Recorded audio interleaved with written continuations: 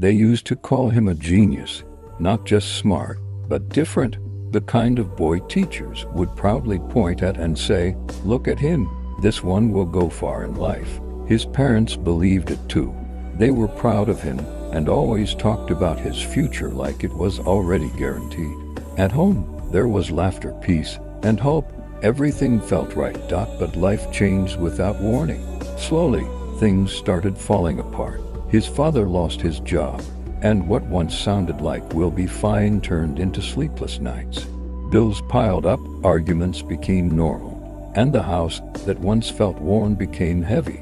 His mother, who used to smile, became distant and tired. Even without being told, he felt everything. He stopped asking for things, stopped talking too much. That happy boy slowly faded. At school, it started small. He missed assignments and couldn't focus, not because he didn't want to, but because his mind wasn't at peace. Teachers noticed but didn't understand. One said, "At least try," not knowing he was already trying his best. Then the whispers began. "Isn't he the smart one? What happened to him?" The same people who once admired him started laughing. Some mocked him, others ignored him. Slowly he became invisible. From being the genius, he became just another student. Years passed. Nobody checked on him. Nobody asked how he was doing.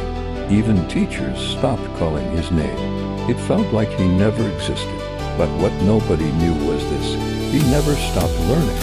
In silence, with no support, he started again, slowly rebuilding himself, watching, reading, practicing, learning in the dark while the world had given up on him.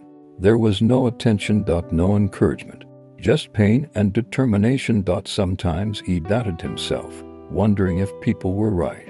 But deep inside, a small voice kept telling him, "Keep going." And he listened. Years later, a global tech competition was announced. Thousands applied, the best minds from different places. When he saw it, he almost ignored it, thinking, "People like me don't win things like this." But that small voice came back again. "Try." So he did. No announcement, no noise. He just worked, day and night, failing, learning, trying again. It wasn't easy.